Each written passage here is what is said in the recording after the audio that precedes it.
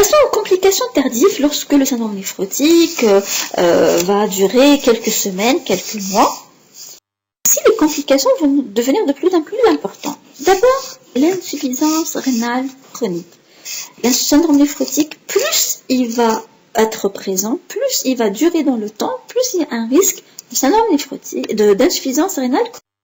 Pourquoi? Tout simplement parce que cette perte d'albumine va traverser cette membrane de filtration qui est malade, mais ça va entraîner des dégâts au niveau de cette membrane de filtration.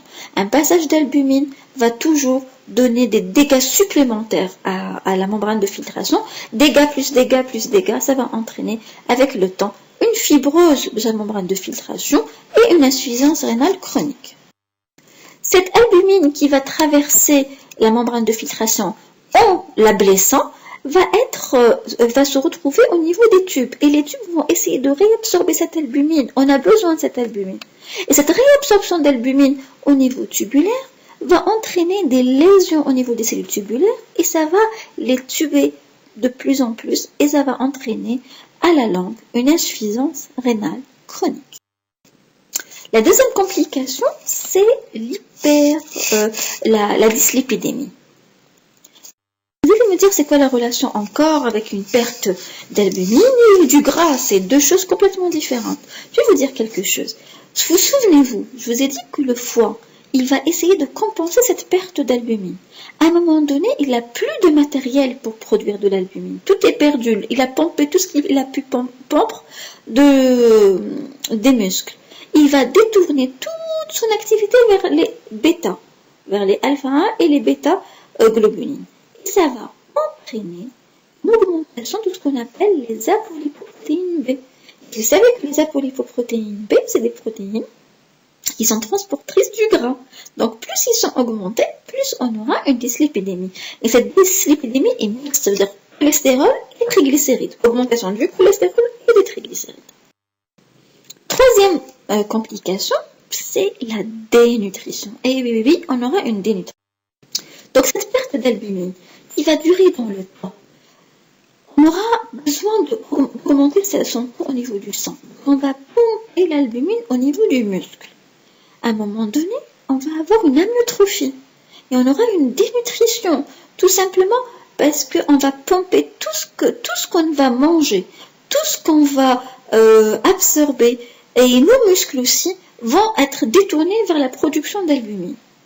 Et ça va entraîner une dénutrition.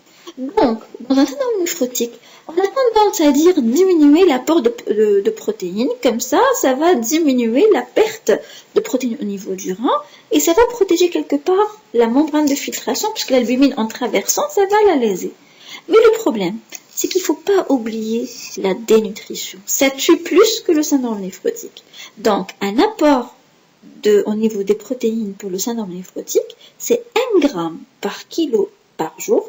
1 gramme par kilo par jour, c'est pour maintenir la masse musculaire, plus la protéinurie. Donc, on va compenser ce qu'il perd au niveau du rein et on va donner la juste mesure de protéines pour maintenir la masse musculaire et l'état de nutrition. La quatrième complication, c'est la tendance aux infections.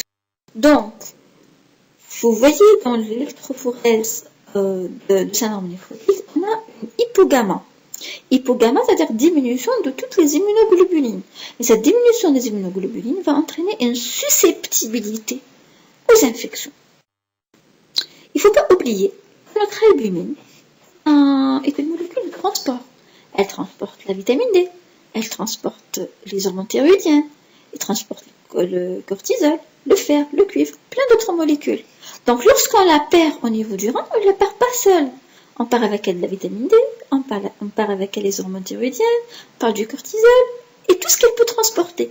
Donc, il faut s'attendre à avoir des déficits aussi en toutes les molécules qui sont transportées par l'albumine parce qu'ils sont aussi perdus au niveau du rein. Donc, cette prolongation du syndrome néphrotique, cette complication, les complications les plus, plus le syndrome néphrotique est prolongé, plus on aura une tendance à l'insuffisance rénale chronique. Et ça, c'est un vrai problème. Cette évolution vers l'insuffisance rénale chronique dépend essentiellement de la nature de la glomérulonéphrite qui a entraîné la protéinurie, mais aussi de l'importance de la protéinurie. Plus on a un syndrome néphrotique profond, c'est-à-dire une perte importante, plus l'albumine va traverser la membrane de filtration, plus elle va l'agresser, et plus elle va agresser les cellules tubulaires. Donc, le pronostic du syndrome néphrotique dépend à la fois de la glomérulonéphrite causale, mais aussi de la profondeur de la protéinurie, enfin du syndrome néphrotique. Il y a deux types de syndrome néphrotique. Il y a le syndrome néphrotique primitif. Qu'est-ce que ça veut dire primitif? Ça veut dire que c'est une lésion primitive au niveau du rein. Elle est causée par une maladie rénale primitive. Donc, soit la GEM, soit la HSF, soit la LGM. Généralement, c'est les trois causes les plus fréquentes. Et il y en a d'autres, hein, mais c'est les causes les plus fréquentes. GEM, HSF, LGM, vous allez comprendre ces termes-là dans le cours de lésions élémentaires. Donc, dans la GEM, le syndrome néphrotique est impur. Tout simplement parce qu'il y a des lésions anatomiques, on les voit, et une modification de la membrane. Dans la HSF, il y a une modification aussi de la membrane de filtration. Plus l'atteinte de la membrane de filtration est importante, plus ça va entraîner le passage de l'albumine, mais aussi du sang.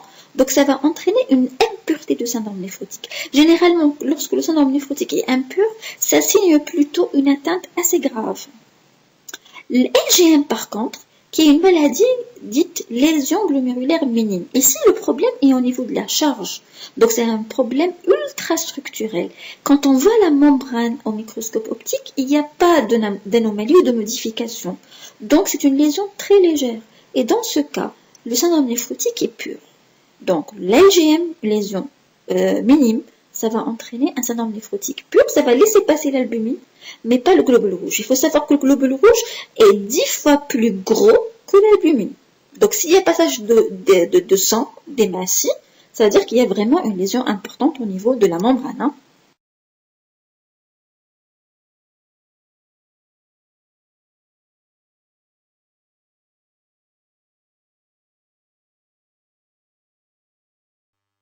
Donc, quand on va faire une biopsie? Parce que tout simplement, on ne peut pas deviner à la clinique quel type de lésion a produit ce syndrome néphrotique. Il faut retenir, chez l'adulte, la biopsie est systématique. Il faut faire la biopsie à tous les coups. Sauf, parce qu'il y a des exceptions. Chez l'enfant entre 1 et 10 ans, lorsque le syndrome est pur, sans signes extra-rénaux. L'enfant entre 1 et 10 ans, il fait ce qu'on appelle les néphroses lipoïdiques. Ils sont de très bons pronostics. Lorsqu'on traite par les corticoïdes, il répondra très facilement et on sait, avant même qu'on biopsie, on sait ce qu'on va trouver. On va trouver une LGM. Donc, pourquoi biopsier quelque chose qui est évident, qui a été prouvé scientifiquement?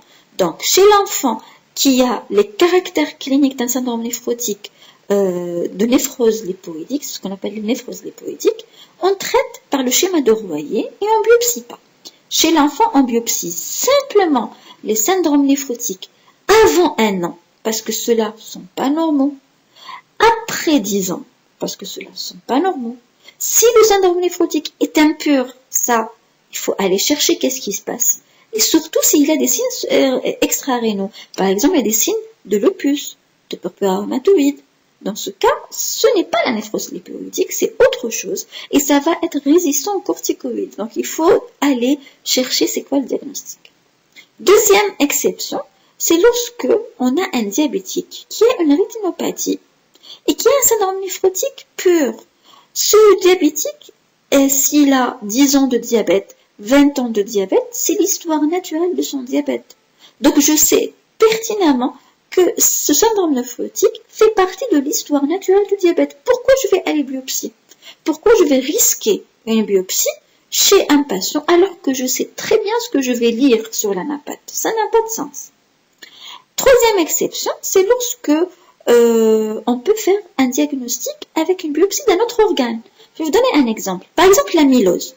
L'amylose, elle touche plusieurs organes. Elle peut toucher les glandes salivaires, elle peut toucher le rectum, elle peut toucher le foie, elle peut toucher le cœur.